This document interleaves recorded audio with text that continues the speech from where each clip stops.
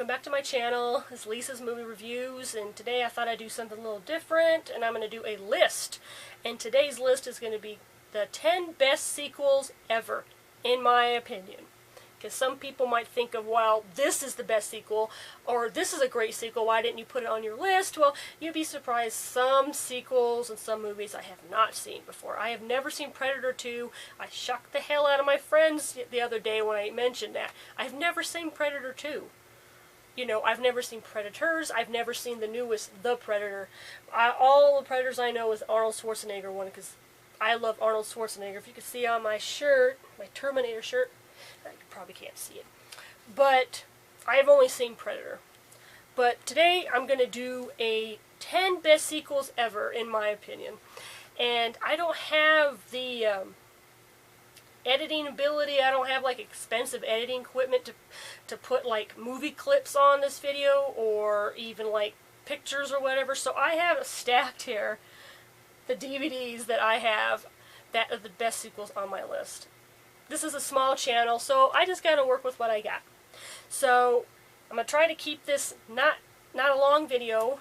So, and I'm not going to give like a little review of each of these movies. I'm just going to say, I'm going to start from 10.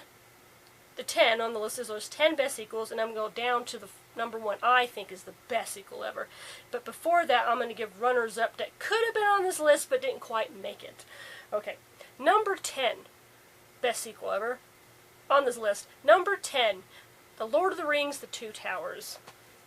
And I have these extended box sets of the first movie, the second, and the third. I never really got into the books, so I've never read the books, and I've never read The Hobbit. And The Hobbits are not on here because I never really got into those movies either. So this is the box set of The Two Towers. The reason why I chose this as a great sequel is because, to me, the first one, it was great. It started the whole story. I mean, these are upside down. It started the whole story, obviously, of them going to, what was it, Mordor? To destroy the ring in the Fellowship of the Ring. This is the inside of it. And this little map. But this movie is all about, it gets right to the point, it gets right to a lot of battles, you know, the Battle of the Two Towers. And it has one of my favorite openings to a sequel ever. That you remember the opening of this movie when Gandalf, at the first movie, what was that thing called? The Balrog? Is that what it's called? I can't remember, I'm so sorry. It's like a demon that pulled him down with him and he fell. But then it cuts to them going out, and this one, it shows him falling and fighting it. It was like the best shot ever. I remember watching that in a theater, just being like, oh, that is so freaking epic. So I had to include this on my list because, you know, I liked the Fellowship of the Ring, but I liked the Two Towers much more. Now, number 9, best sequel to me. People might disagree, or they might. And I only have this on a little collection. To me, number 9 is Batman Returns. See, I love getting these little movie collections like this. You know, if you don't see these in your store, I wish they would sell them where you at. Maybe they do, but this is definitely worth a buy. They're not that expensive at all. And you got the first, second, third, and fourth movie, and then I don't even include Batman and Robin. That was just, wow, that was a waste of time. So, Batman Returns. And this was probably my favorite one of Tim Burton's Batman, because the Penguin is one of my favorite villains, and Catwoman is one of my favorite villains, and I think Michelle Pfeiffer and Danny DeVito, who played Catwoman in, I just said his name before, the Penguin, they were, in my view, they were perfect in their parts, especially Michelle Pfeiffer. It was much darker than the first one, and it really started going with the Tim Burton theme. If that makes sense. I just liked it. Like I said, it was much darker, and it might have been really kind of, at points, really corny, I guess, but this is the Batman I watched the most as a kid. The first one and this one, but I always liked the sequel to the first one. So, Batman Returns. Did I say Begins? Did I say Begins? I'm not sure. Batman Returns is number 9. Now, number 8 is another film collection. Number 8 is Lethal Weapon 2. I got Lethal Weapon 1, 2, 3, and 4, and the first 3 on this list is a director's cut of the first 3.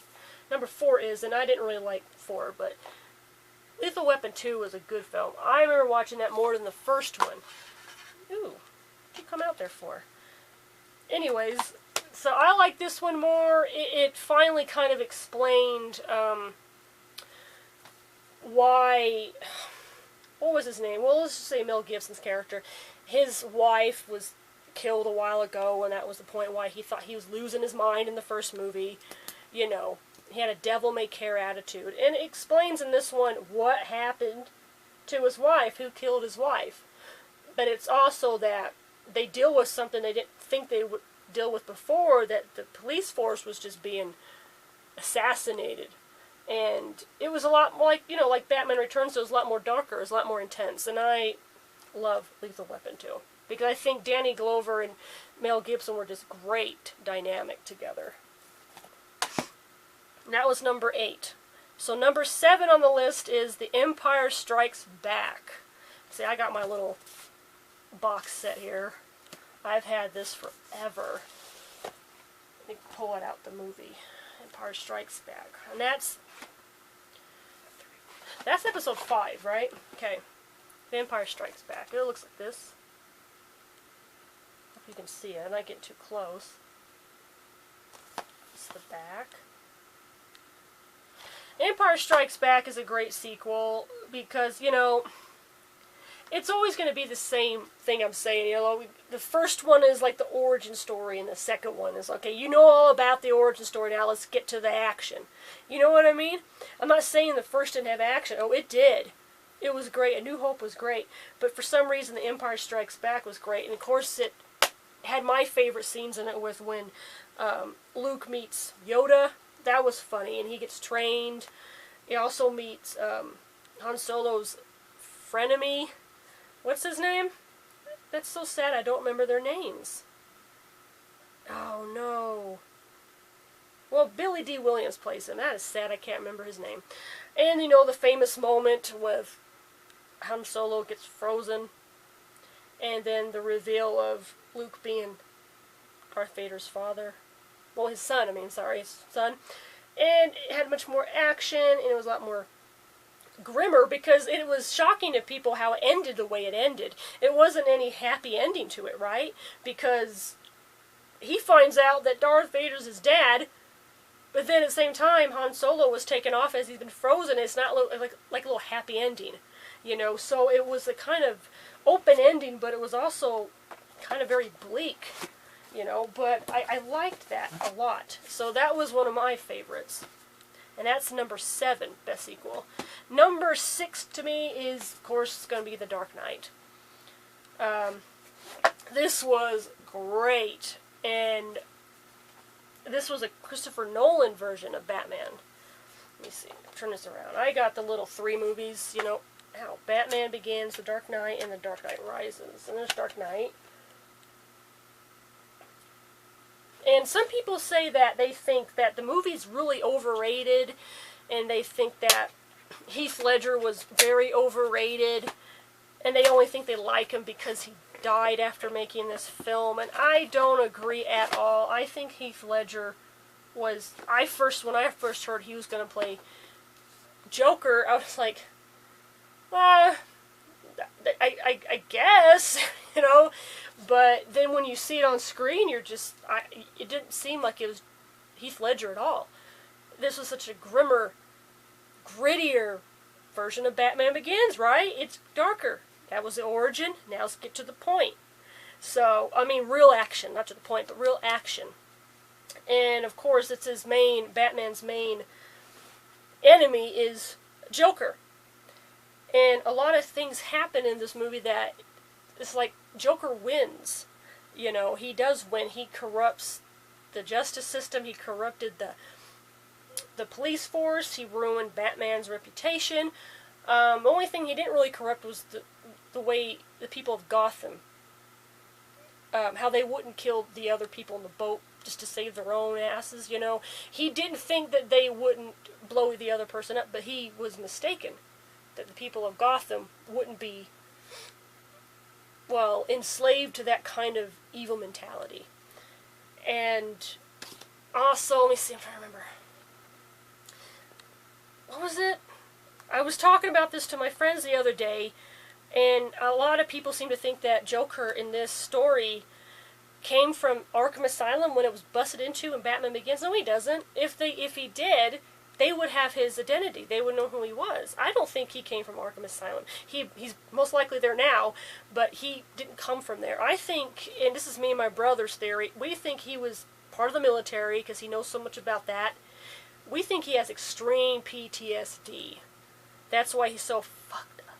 Sorry, okay, I shouldn't have swore. I'm sorry. He's so messed up in the head, and he did that to himself, and he gives like 3 different stories how that happened. So maybe he doesn't even remember, but his knowledge of military and explosives and guns and all this kind of stuff, because he's always a step ahead of people, it almost makes you think maybe he was military. He sure knew how to work the rifle, and you know that scene when he had no makeup on and he was standing with the other soldiers. It kind of almost makes it seem like that really could be. Maybe that's what it is. Maybe I'm wrong. Of course, we don't really ever know. What do you think his real theory is? Where do you think he really comes from? Who do you think he really is? I mean, because it's not going by the comics. It's not going by the graphic novel. It's not going by the cartoon. So, and it's not going by a Tim Burton version. So, but I like this one much more than Tim Burton Batman's Joker, you know, Jack Nicholson. I liked Heath Ledger much more. I did not like Jared Leto's version in the Suicide Squad too much. I mean, it wasn't bad, but... And I'm not really looking forward to watching Joaquin Phoenix play it. It just seems kind of odd. Maybe I'll give it a chance, but I don't know. So, number 6 is The Dark Knight. Okay, number 5 to me is Back to the Future Part 2. This is one of my childhood favorite movies. And I think it was, what is it? Back to the Future was the year now, or was it last year? Whatever, we haven't caught up to that Back to the Future. This is my little set, 1, 2, 3, and then there's special features down here. I got this little set. Growing up, I had a huge, I still have it, huge crush on Michael J. Fox and Christopher Lloyd. There's best duo ever in a film, best friendship ever.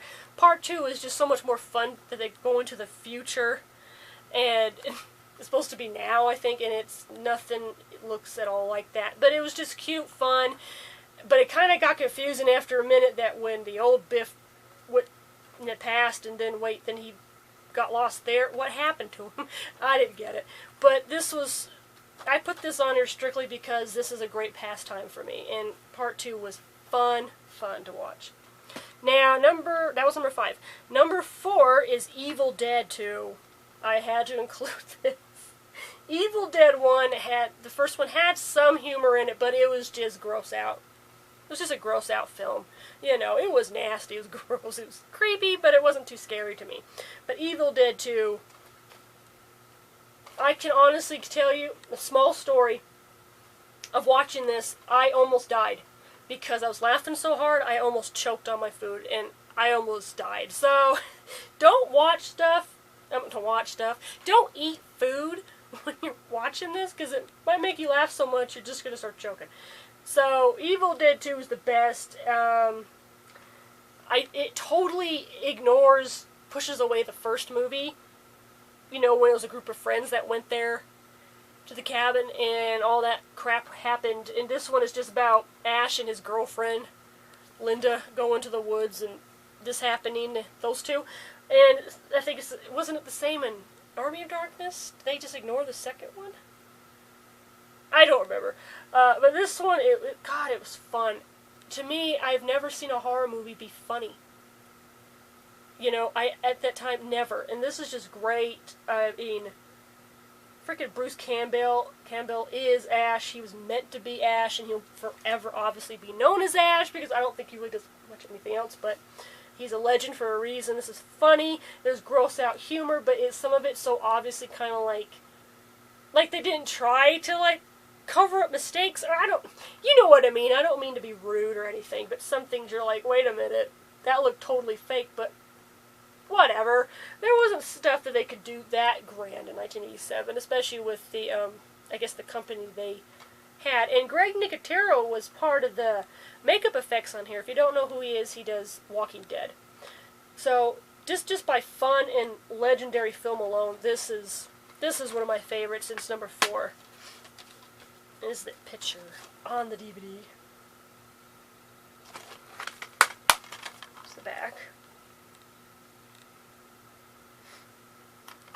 I mean, I loved the ending of this. It was probably my favorite scene's the ending, when he ends up in the medieval times, and the Deadites are showing up, and everyone's running away, and he just pulls out his big shotgun and blows it away like it's nothing, and everyone thinks he's this, oh, he's the one who came to save us, and he's like, oh no. That's the start of Army of Darkness. So, number 4 was Evil Dead 2. Number 3 for me is Godfather 2. I love the Godfather movies. This is part 2. I have the little DVD collection here, 1, 2, and 3, in a little DVD with special features, bonus features. There's Michael Corleone, there's Vito, there's the family, here's the DVDs. This is number 3 for me because this man right here he's just, I can't explain my love for Al Pacino. I choose him over him any day. It shows how much more, I don't want to say corrupt, but much more darker Michael Corleone has become, and his mind is to protect his family and the family business, even if he's doing things that seem very immoral, very cruel and cold and corrupt. But the kind of he has to be for his family not to be slaughtered and their business not to be screwed with. You know what I mean? And I loved the story of his father, who Marlon Brando played in the first movie. He's played by Robert De Niro, and it shows his life story when he was a kid, and why he left Sicily and he went to New York, and was it New York? Yes, New York, and has his wife and his kids, including Michael, and how he became the Godfather, and how he's different from who his son is now. It's a great, great story, great movie, great acting. I'm not, like I said, I am not a fan of Robert De Niro. Really don't like him too much, especially when he opens his mouth and starts talking. It's just like he's very arrogant as hell. He's definitely earned it, I guess, but I have to say he was perfect as the young Vito in this movie. Number 2,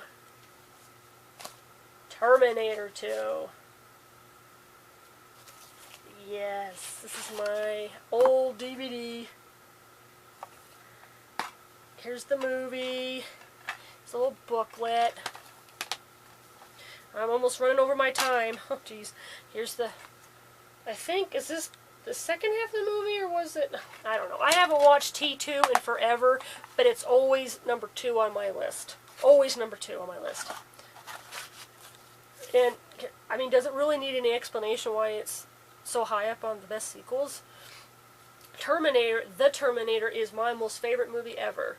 I got my Terminator shirt on. The sequel is great. If only it had Kyle Reese more in it. But he has like a little small cameo in a deleted scene.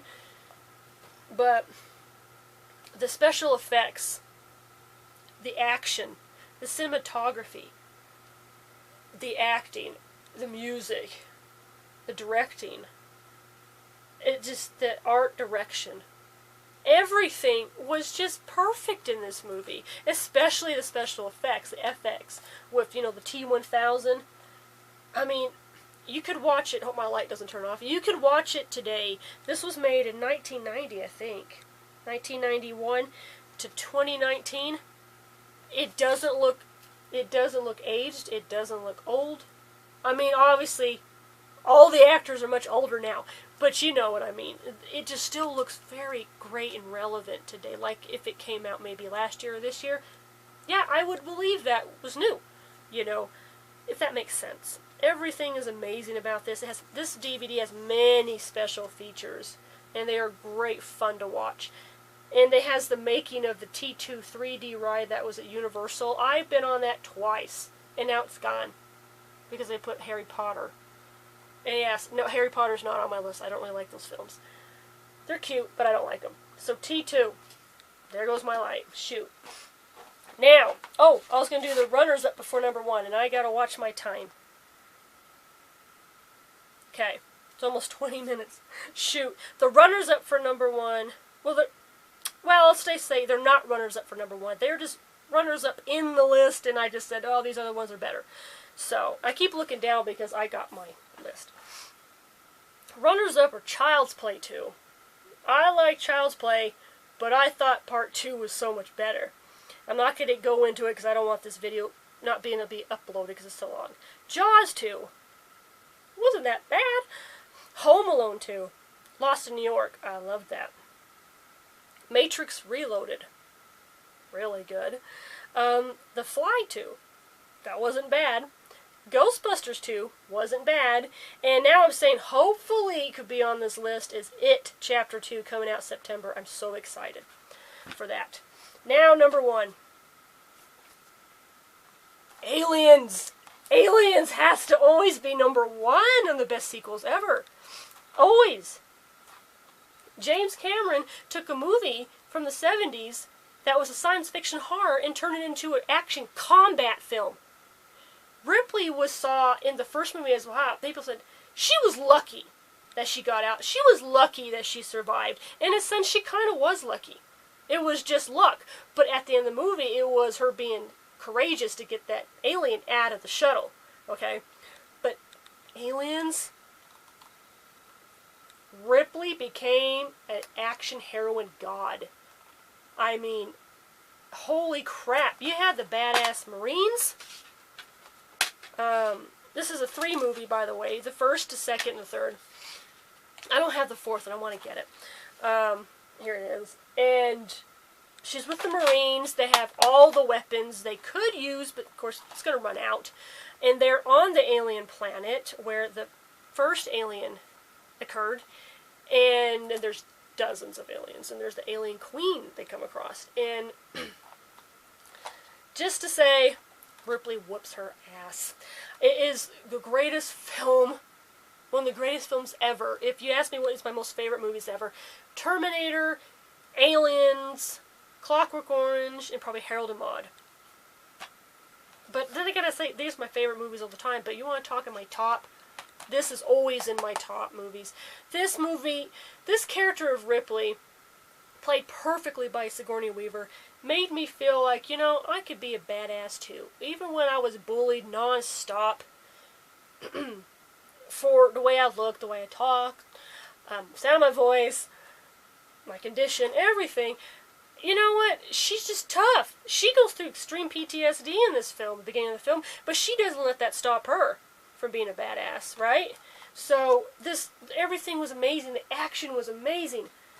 The art direction was amazing. The prosthetic makeup, well, not makeup, the prosthetics they used for the aliens, you know, the big queen. I mean, that was that shot in the movie when, I don't know why she went that way when she came from this way, when she came to get Newt, but she went this way, and all the eggs, and then she sees the queen, you just keep looking up, up, up, up. Oh my gosh, it's the coolest shot ever. Stan Winston was a god, and it sucks that he's not here no more. But we got the movies to prove how much he meant to the department. What would be called? What was it called? What do you call those? The models? Is that what they were called? I'm just blanking out. I'm just getting overexcited. But you know what I mean. He created the Terminator models. He created aliens in this movie. Didn't he create the dinosaurs in Jurassic Park? And so much more. You know, Aliens is just... I could watch this all the time and I wouldn't get sick of it. If it's on TV, I wouldn't get sick of it. So, these are my lists for the 10 best sequels ever, and number 1's Aliens, and I hope my camera doesn't shut off. It's going to soon. But, quick heads up, I want to do more lists, and I'm going to do more movie reviews. I don't know which direction I'm going to go into. Should I stick in a certain genre or just go all over the place? I don't know. I have other ideas for other lists, like movie moments always make me cry, best fantasy films of my childhood, which would be a lot. The 80s was full of great fantasy films, movies that shaped my childhood, movies I loved from my childhood, best sci-fi movies, maybe movies that I have never seen before and I'll see and watch to review for you. Just a lot of movies I haven't seen. So that's what's going to come, and this was the 10 best sequels ever in my opinion. If you got an idea what you think should have been on the list or what your list is, I'd love to see your list in the comments. Maybe I missed one, and I totally agree with you. Maybe I can move things out of there. So that's my list. If you haven't seen these movies, please check them out, especially Aliens. You won't regret it. Thanks for watching, guys. Bye.